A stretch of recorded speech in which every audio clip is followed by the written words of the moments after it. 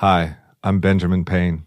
At the K-12 Education Office at Hillsdale College, we support school founding groups and their efforts to start classical schools across the country.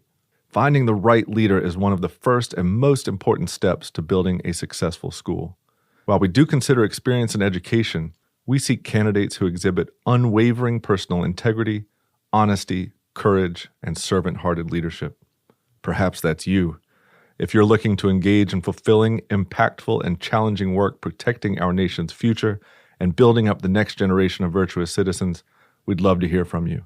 I'm looking for strong school leaders right now. Learn more about how you can make a difference at hillsdale.edu/leader. hillsdale.edu/LEADER. That's hillsdale.edu/leader.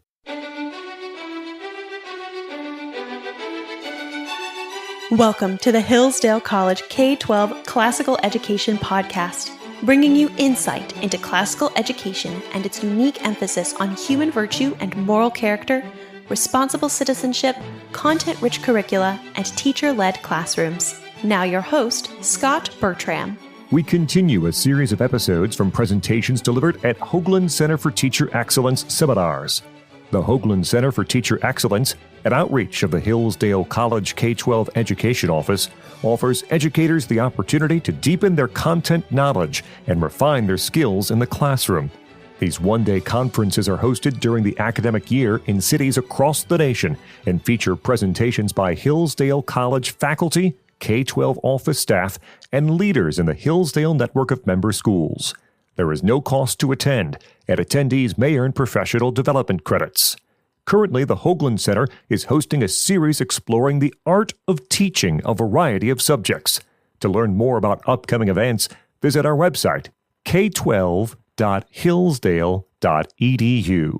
Good afternoon, everyone. Eric, thank you for the introduction, and more so for the invitation to speak here today. I am always happy to spend time with passionate educators, to share techniques and to swap stories and to inspire one another in our work. I am honored by the opportunity to share with you some of my experience as a school leader. Again, my name is Margaret Hagedorn, and I am the principal of Lake Country Classical Academy in Oconomowoc, Wisconsin, which opened doors in 2021 to kindergarten through 9th grade students and is now in our 4th year of operation with a fully K-12 student body. I lead a classical school because I agree with the sentiment of James Madison, who noted, "What spectacle can be more edifying or seasonable than that of liberty and learning, each leaning on the other for their mutual and surest support?" This profound observation cuts to the heart of why I've dedicated my career to classical education. Classical education isn't about test scores or college admissions. It's about something far more profound: the cultivation of human souls. Let me share 3 fundamental beliefs that drive my commitment to classical education and also my ambition to lead a classical school. First, I believe that education should be about more than just acquiring knowledge. It should be about cultivating virtue. In our classical schools, we're not merely concerned with what our students know, but with who they are becoming. We seek to develop the health and goodness of the human soul. What use is success if it cannot be enjoyed by good men and good women? What value is knowledge if it doesn't lead to wisdom? Second, I lead a classical school because I believe, as Nicholas Gomez Davila wisely observed, that, quote, "there is an illiteracy of the soul which no diploma cures," end quote.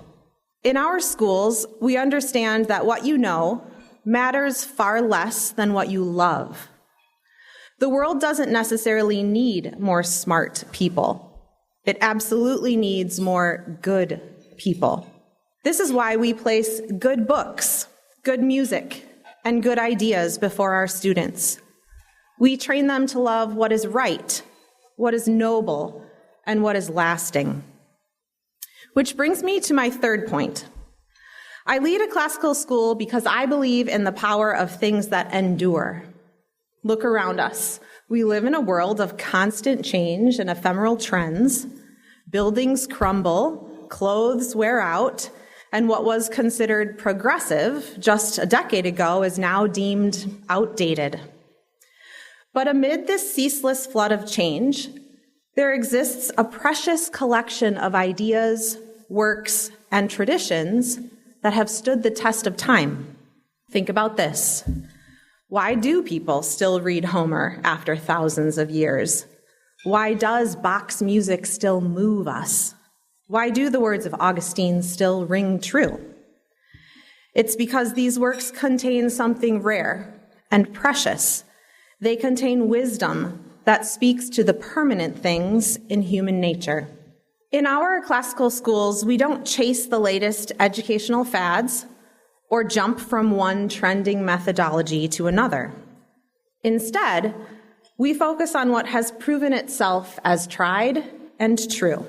We study the books, music, and ideas that have been faithfully handed down through generations, not because they're old, but because they're good, because they've lasted. But let me be very clear, leading a classical school isn't about living in the past. It's about providing our students with the tools they need to resist being swept along by every wind of cultural change. When our students study classical texts and engage with enduring ideas, they gain a vantage point from which to evaluate new ideas. They develop souls capable of understanding and loving things that matter. We live in an age that often prioritizes personal expression over formation, comfort over growth, and immediate gratification over lasting satisfaction. But in our classical schools, we dare to be different. We believe that there are standards of goodness that exist independent of our feelings about them. We believe that there are right ways to be men and women, citizens and leaders. School leadership is a delicate dance of pragmatic management and principled vision. Leaders of classical schools stand at the intersection of day-to-day operational challenges and the deeper mission of classical education, requiring a unique blend of tactical skill and philosophical commitment. The practical challenges of school leadership are immediate and constant. Principals must simultaneously manage budgets, coordinate staff, implement curriculum, maintain safety protocols, and navigate complex interpersonal dynamics. These tactical demands require extraordinary organizational skills, scheduling teacher support, addressing student needs, coordinating with parent volunteers, and ensuring compliance with state or local legislative standards. Each day brings a complex puzzle of resource allocation, personnel management, and immediate problem solving. Knowing that I would be speaking with you today, I recently asked the elementary students at LCCA during our morning assembly to help me brainstorm a list of things that I do as their principal. I shared that I would be speaking with other teachers who might be interested in becoming a principal one day, and that I wanted to be sure that I gave an accurate list of the responsibilities of the job. So I asked, what does the school principal do all day long? Their responses ranged from, you go to meetings all day, to, you teach us to be nice and good, to, you check that we have our shirt tucked in, to, you help us get in the car at dismissal. My favorite response, though, came from a little girl who waved her arms emphatically when she said, you solve all the problems. I took that as an incredible compliment. Underlying this list of practical tasks is the critical responsibility of maintaining fidelity to the school's mission. This goes beyond mere administrative function, requiring leaders to be intentional interpreters of their institution's core values. My school's mission may be similar to many of yours, but it is a few short, eloquent sentences which summarize that we train minds and improve hearts through a classical education, including instruction in moral principles and civic virtue.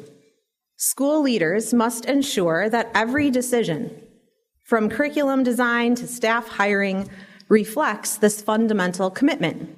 This approach demands remarkable emotional intelligence and strategic thinking. Principals must be adaptive leaders who can respond to immediate challenges while maintaining a consistent philosophical North Star. They mediate between the expectations of teachers, students, parents, and the school board, always seeking solutions that honor the school's fundamental commitment to classical education. The rewards of this leadership approach are profound.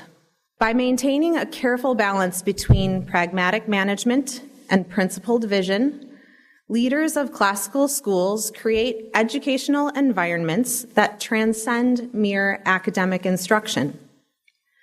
They transform schools from administrative institutions into sanctuaries of human formation, where students are simultaneously challenged intellectually and nurtured morally. These leaders understand that true education is not about efficient information transference, but about cultivating young minds and hearts, guiding students toward an understanding of what is good, true, and beautiful. They craft learning communities where academic rigor and character development are intrinsically linked, where every lesson and interaction serves the higher purpose of developing whole, thoughtful human beings prepared to engage in the world with wisdom, virtue, and purpose. Successful school leadership is not about perfect execution. It would require a full afternoon session for me to share the mistakes and blunders of my first 3.5 years in leadership at a startup charter school located on 2 campuses that are about an 8-minute drive apart. But rather, successful school leadership is consistent intention. It requires the ability to make tough decisions, adapt to changing educational landscapes, and remain committed to the deeper purpose of classical education. This goal is ambitious: to help students become individuals who can find truth, practice goodness, and appreciate beauty. We want graduates who don't just succeed professionally, but who contribute meaningfully to their families, community, and society. In America, this mission has a special significance. Our founding ideals of human equality and liberty weren't accidents, but products of careful reflection. By teaching civic virtue alongside intellectual and moral formation, we're helping students understand and continue our nation's noblest traditions: liberty and learning, leaning on the other for their mutual and surest support. To lead a classical school is to be a steward, not just of knowledge, but of human potential. It's about believing that education isn't just about preparing students for a career, but about preparing them for life. Our goal isn't just to help students make a living, but to help them live well. We want them to become individuals who can think clearly, judge wisely, and love deeply. Let me share one final thought. I lead a classical school because I believe that truth, goodness, and beauty are not mere abstractions, but real things worth pursuing. I believe that virtue can be taught, that wisdom can be acquired, and that the human soul can be cultivated toward excellence. If you enjoyed this lecture, we encourage you to visit our website, k12.hillsdale.edu, for additional information on upcoming Hoogland Center events and other free resources for educators.